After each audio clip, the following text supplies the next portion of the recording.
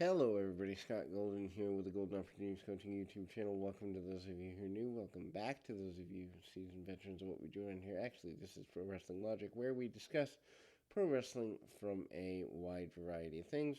Over 2,600 of these available for your listening pleasure, some of which are old school, some of which are new school, some of which are just, well, kind of crazy. Anyway, we'll be back with more of the Superstars of Wrestling series in the next little while.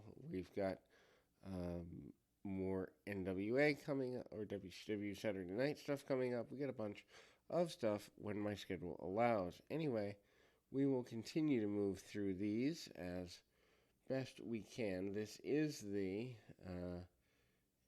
let's see, AEW Dark results for the 26th of April 2021.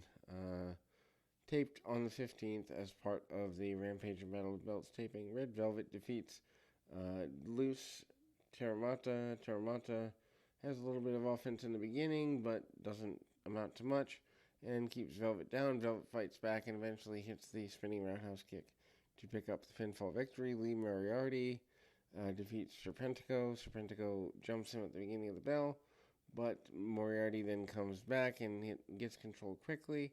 Shoulder tackles. Moriarty wins after hitting the elevated DDT. And Jay and Sky Blue defeats the Bunny and Rochelle Rose.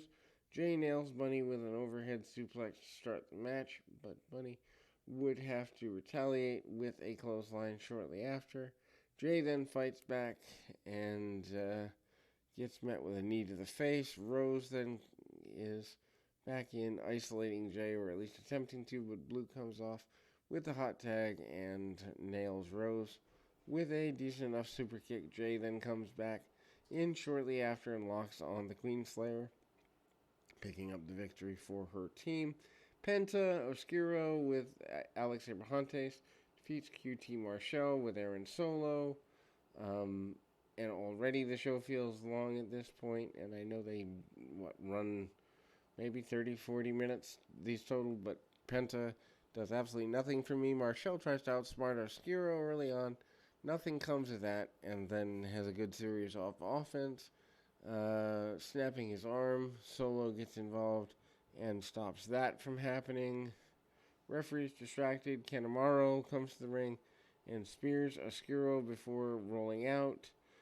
Doesn't get caught, so there's no DQ. Marshall gets a near fall and attempts a moonsault, but Penta catches him with a kick in midair. Oscuro follows up the kick with an arm snap, followed by a successful pinfall. Abaddon defeats Charlotte Renegade.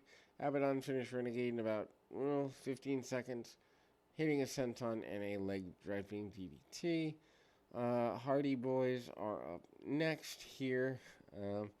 And of course, they belonging on this show. Hardy Boys, Top Flight, and Frankie Kazarian defeating AFO, Private Party, and Helico and the Blade, and Max Caster. Basically, this is the only match that was really competitive on the show, and Helico and Kazarian start out. They exchange a bunch of leg sweeps, and Helico tags out to the Blade. Darius Martin comes back in and makes impact quickly, nailing Blade with a standing dropkick. Tags come more frequently from the Hardy family office. Blade cuts him off in the ring on Jeff Hardy, and Helico comes back and works him over with a leg submission. And Isaiah Cassidy comes over and isolates Hardy as well. Jeff eventually gets the hot tag, letting Kazarian back into the match, takes out Private Party, and Helico and the Blade. Dante Martin becomes legal after Kazarian cleans house.